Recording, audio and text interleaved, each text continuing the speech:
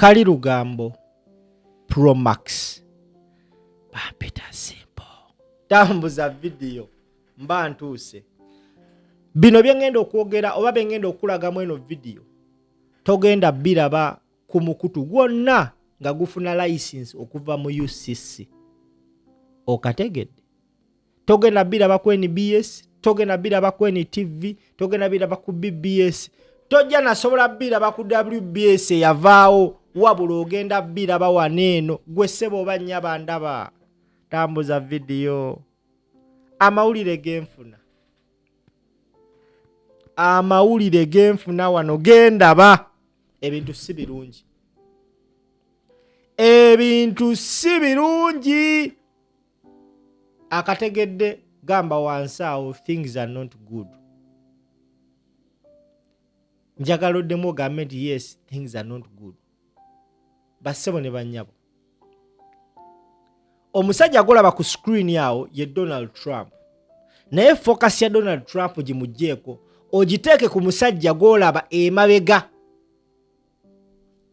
omusajja golaba emabega kyali wa Donald Trump era senator wa state yemu mu ggwanga lya America wabula wa senator kiveeko naye yakulemberwa akakiiko akamanyikibwa nga Foreign Relation Committee akakiiko ako kavunaanyizibwa ku mawanga amalala agakwatagana ne America yavaayo n'ayogera ku mbeera eri mu ggwanga Uganda emabegako ne tulowooza nti abadde asirise nga tayogera ku nsonga za Uganda again now yazzeemu buto bassebo ne bannyabo olunaku lw'ejjo oluvannyuma lwa Muhoozi okukola post eziri controversial ku mutimbagano omusajja ono yavuddeyo n'ateeka ekiwandiiko ku internet njagala nkikuyitiremu ate kitambuze bagamba nti Senator Foreign Relations Committee Chairman yawandiise n'agamba Commander Muhoozi has crossed a red line and now the US must re-evaluate its security partnership, which includes sanctions and military cooperation with Uganda.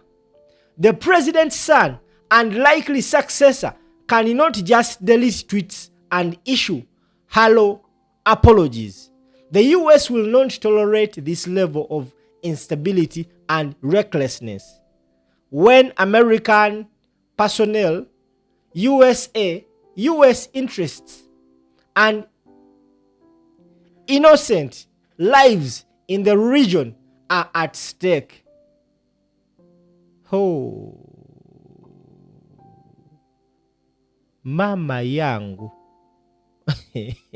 Omwana azalidde kitaawe ebizibu. Awo Lil Pazo yagamba Katonda wange olosho kinekeme. My goodness, Katondest. Now omwami oyo post gyakoze mu bukambwe obw'ekitalo ategezezza nti ku luno Muhoozi asaze red line. Omanyi kitegeeza omuntu okugamba nti you have crossed a red line. Era n'agamba nti ke kaseera America eddemu etunule mu nsonga z'okukwatagana ne Uganda. Eteekewo ne sanctions. Ekiwandiiko kye yasooka okukola yamaliriza agamba nti abantu nga Muhoozi bateekwa okuba nga bali sanctioned. Now, oli ajja kwebuuza kiki ekyataanudde seneta? Kiki ekimukyankalanyizza? Kiki ekimuggyeko waya? Kiki ekimuleetedde okuba nga amenya waya? Omenya waya obadde ki? Now, these are the posts Muhoozi yakoze ezireetedde seneta okumenya waya. Muhoozi yagambye the very precious security cooperation between Uganda and United States has been undermined for a decade now since 2015 by unimaginative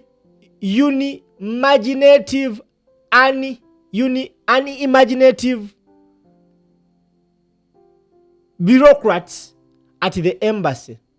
Akazungu nono sikangu bane mnansonyiwa.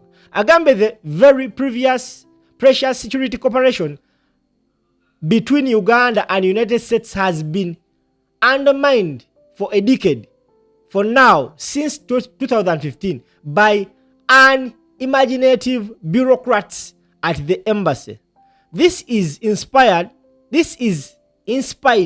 of the excellent political relation between the two countries. Now again, amaso nakola post endala.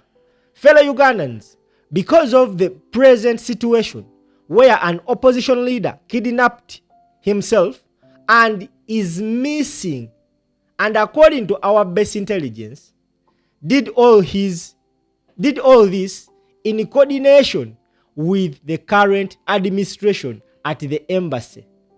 In our country, we as UPDF suspend all cooperations with the current administration at the US Embassy in Kampala. This includes our work in Somalia. Now, Robert Kyagulanyi Ssentamu Bobi Wine azalidde Museveni ne mutabani wa Kabasa.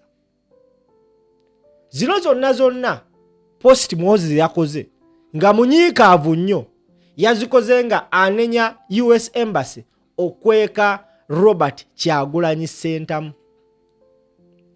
Now, wayisewo ebbanga ttono nnyo ndowooza nga amaze okufuna okumubuulira oba okutegeezebwa oba okutuuzibwa abakulu abamusingako. Omukulu yazzeeyo n'adelitinga posts. Olwazimaze ogidelitinga n'akola post endala nga yeetonda. Ayagambye nti I want to apologize to our great friends the United States for my earlier tweets that I have now deleted. I was being fed with the wrong information. I have spoken with the US ambassador to our country and everything is okay. We are going to continue our military cooperation as usual. Akasajja ka senator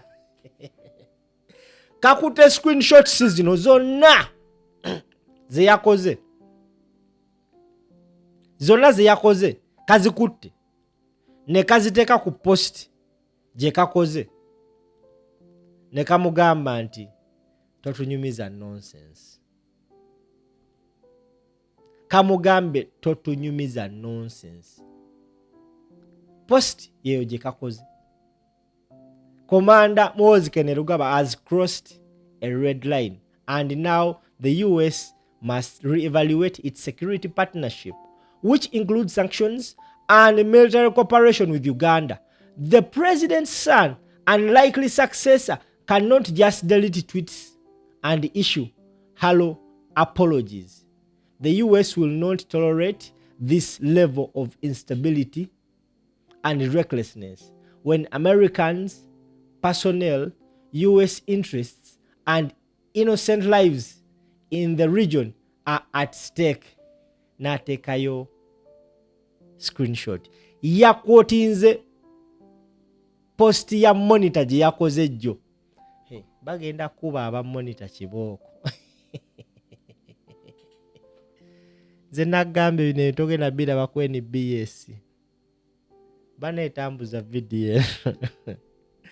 Bino byonna biva ku musajja omu bamuyita Bobi Wine Kyagulanyi kwekweka. Bannayuganda ade bagamba tetufuna mu kwekweka kwa Kyagulanyi. I strongly believe now mutegedde nti Kyagulanyi okwekweka.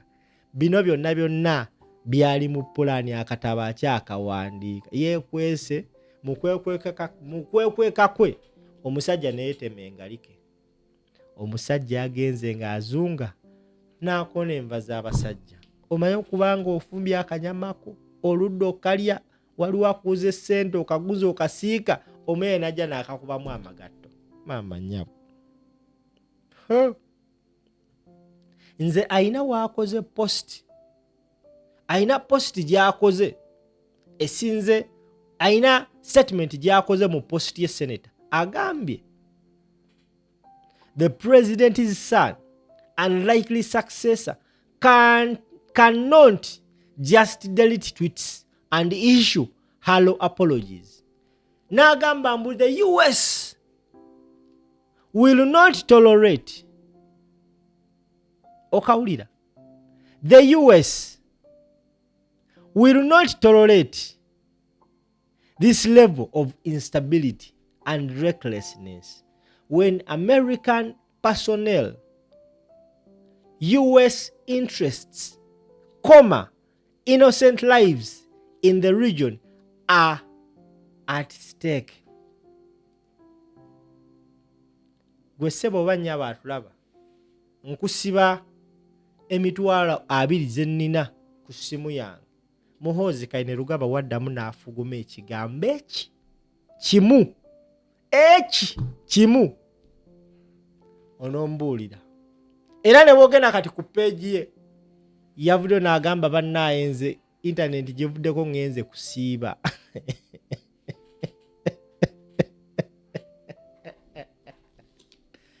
Naye Kyagulanyi tetugenda kusonyiwa